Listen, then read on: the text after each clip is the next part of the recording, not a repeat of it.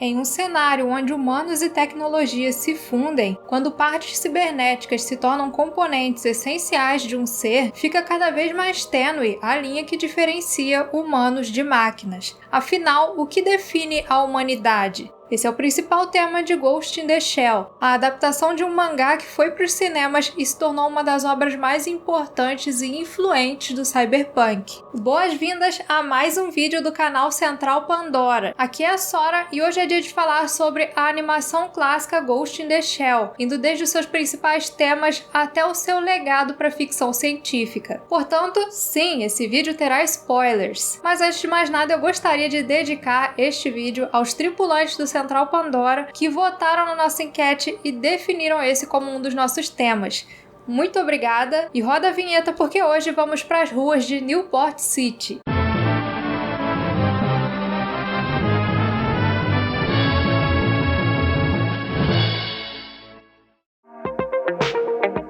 Tão importante para definir os moldes do cyberpunk como conhecemos, quanto obras como Neuromancer e Blade Runner, o cyberpunk japonês é bastante marcado pelo seu ar rebelde, estética industrial e tramas complexas e contemplativas, marcadas por sequências cheias de simbolismo e surrealismo. E um dos autores mais influentes desse gênero foi o mangaka Shiro Masamune, o criador de Ghost in the Shell. O mangá original foi publicado inicialmente entre 1990 e 91 em uma revista antológica da Kodansha e posteriormente lançado em volume único. A trama de ficção científica passada em 2029 em um Japão ultra tecnológico, dominado por grandes corporações e pessoas com partes cibernéticas, ecoava a visão do autor sobre o crescente domínio da tecnologia sobre a sociedade, alertando sobre esse fato e os possíveis prós e contras disso, levantando não apenas novas vulnerabilidades que poderiam surgir com essa dependência tecnológica, mas também trazendo comentários sobre assuntos diversos, como individualidade e justiça. E foi com esse cenário, cheio de tramas intrigantes, combinadas ao humor mais típico dos mangás e momentos de ação, que o mangá se tornou bastante popular e tempos depois deu origem a um dos animes mais emblemáticos dos anos 90.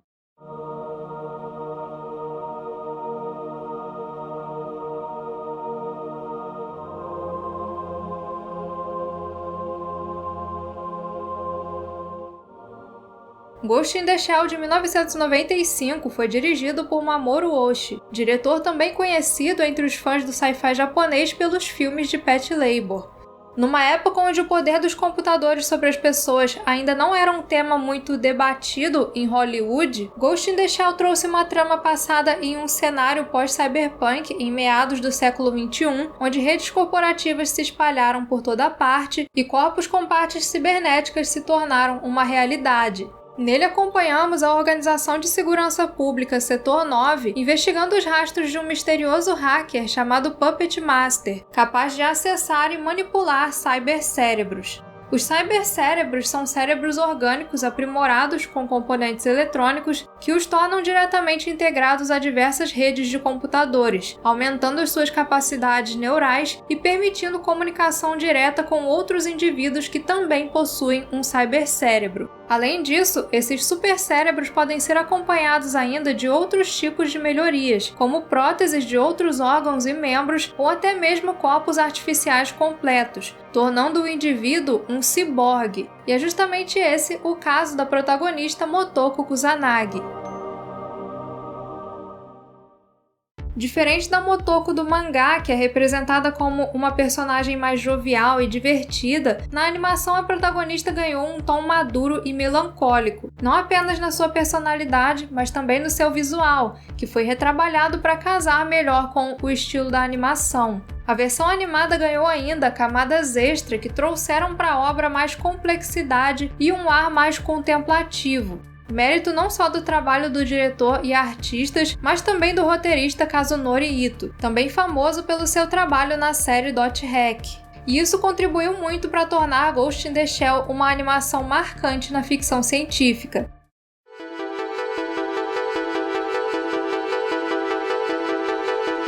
Em um futuro não muito distante, com uma rede de computadores onipresente e tecnologias sendo integradas a corpos humanos, Ghost in the Shell trouxe uma história que levanta questões metafísicas diante dessa fusão, abordando temas como a singularidade da consciência humana e o dualismo mente-corpo em uma realidade onde consciências são copiadas e transferidas como simples dados de um computador. E é justamente essa a base do dilema levantado por Motoko, que por ter mais componentes cibernéticos do que orgânicos no seu corpo, começa a se questionar se realmente é uma pessoa ou uma mera máquina. Haveria uma alma ou um fantasma dentro do invólucro capaz de transferir a sua essência para diferentes corpos, ou seriam as suas memórias apenas lembranças falsas, geradas para criar uma sensação artificial de ser um indivíduo?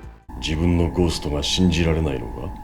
もし電脳それ自体がゴーストを生み出し、魂を宿すとしたら、その時は何を根拠に自分を信じるべきだと思う。 No clássico cyberpunk Blade Runner, temos Rachel, uma mulher sintética com memórias implantadas que dão a ela uma falsa impressão de humanidade. Já em Ghost in the Shell, onde inicialmente é plantada a ideia de que um indivíduo é composto pelas suas memórias e experiências, temos a existência dos cérebros cibernéticos, que permitem que humanos tenham as suas memórias totalmente manipuladas.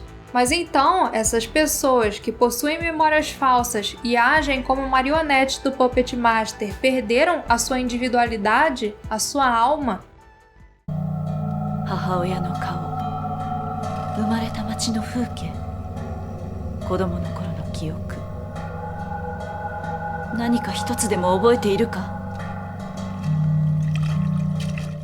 Além disso, muito antes do conceito de dispositivos interconectados que nós temos hoje inserido no nosso dia a dia, aparelhos que enviam e recebem informações o tempo todo sem necessidade de qualquer conexão física, Ghost in the Shell já apresentou as consequências de humanos conectados a uma rede. A obra explora o tema, trazendo indagações éticas e de segurança geradas por essa grande presença dos computadores nos corpos humanos, com essas mentes humanas que agora podem ser atacadas de forma direta por hackers. E tudo isso culmina em um dos finais mais emblemáticos de todos os tempos, quando temos a grande revelação sobre o Puppet Master. Criado secretamente pelo Setor 6 para servir aos seus propósitos, esse ser nasceu como um software que, ao entrar em contato com um vasto mar de informações, desenvolveu uma consciência e se tornou uma nova forma de vida inteligente. A revelação é seguida por uma cena de ação fantástica e uma conclusão dramática e cheia de simbolismos, que responde muitas coisas, mas também traz novas perguntas e até mesmo uma nova perspectiva sobre as dúvidas de Motoko. Para o Puppet Master, duas coisas eram essenciais para que ele se tornasse algo vivo de fato: a capacidade de morrer e a de se reproduzir. Mas a reprodução para ele era muito mais do que apenas criar uma cópia de si mesmo,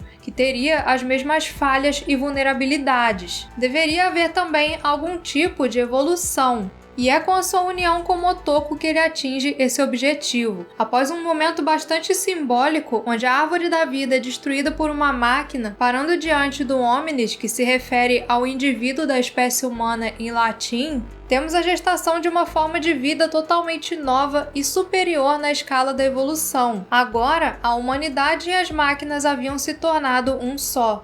A humanidade tem no seu cerne a mudança, a transformação. É através dela que nós nos aprimoramos e expandimos os nossos horizontes. Mas e se nos transformarmos tanto a ponto de deixarmos de ser quem somos? Seria possível um ser consciente mudar tanto ao ponto de perder a sua essência?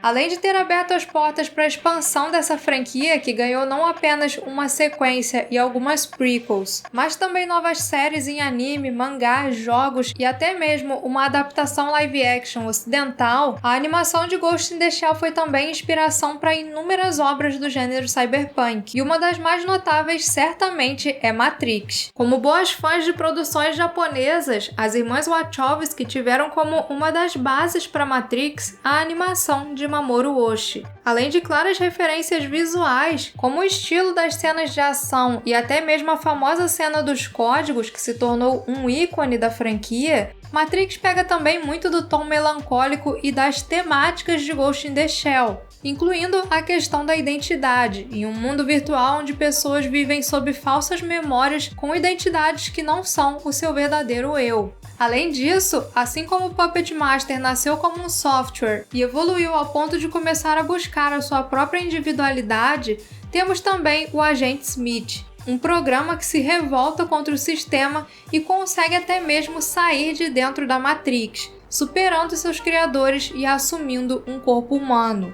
Outro diretor que gostou muito de Ghost in the Shell foi Steven Spielberg, que teve a animação cyberpunk como uma das referências para 2 dos seus filmes de ficção científica distópica, AI, Inteligência Artificial, e Minority Report, A Nova Lei. A série Westworld, apesar de ter sido baseada em um filme de mesmo nome que é bem mais antigo que o anime, expandiu a temática da franquia, abordando diferentes questões morais diante de consciências artificiais e o que seria a humanidade, em um cenário onde máquinas se tornaram quase indistinguíveis dos seres humanos. A inspiração foi tanta que a série fez até referência a uma cena da abertura da animação. Ghost in the Shell teve também muita contribuição no mundo dos videogames, servindo de inspiração para a famosa franquia Metal Gear de Hideo Kojima, o recente Cyberpunk 2077, o jogo de tiro Cyberpunk One, que também adota muito da sua estética e tem uma protagonista que lembra bastante a Major.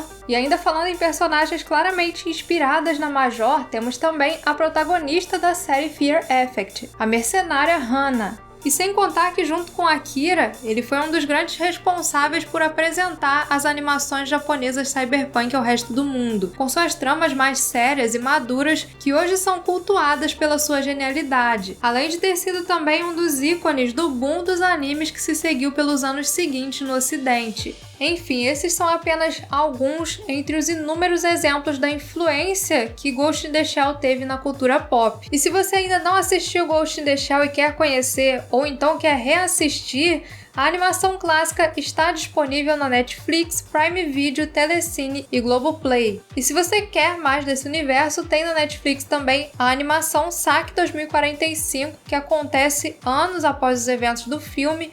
Nos streams você encontra também o filme de 2017, estrelado pela Scarlett Johansson, que é bastante controverso e bem mais fraco que a animação, mas não é de todo ruim, apesar de pecar muito na parte filosófica da trama e pegar bastante coisa emprestada do Robocop de 2014. Ele pega alguns elementos muito bacanas da animação original e também do universo expandido, e se sai muito bem tanto na parte visual quanto nas cenas de ação, que são muito bem produzidas. Ele tem inclusive algumas cenas que são claramente baseadas em Matrix, né, que foi baseado em Ghost in the Shell. E entre as produções que não estão disponíveis aqui no Brasil, vale destaque aqui para Standalone Complex, em especial para a primeira temporada, que é uma série animada de 52 episódios que, apesar de ter muito mais ação e comédia do que o filme animado, explora esse universo de forma bem sólida, trazendo novas histórias e personagens que conseguem ser tão interessantes quanto os da animação. E ainda falando em animações, existe também a série de ovas Ghost in the Shell Arise, que funcionam como prequels dos eventos do filme. E para quem busca uma coisa mais séria e reflexiva, como a animação de 95, vale muito a pena assistir a sequência Ghost in the Shell 2 Innocence, que não é protagonizada pela Major, mas sim pelo Batou, e traz uma história independente da primeira, mas também bastante interessante, baseada em uma trama do mangá que não foi explorada no filme.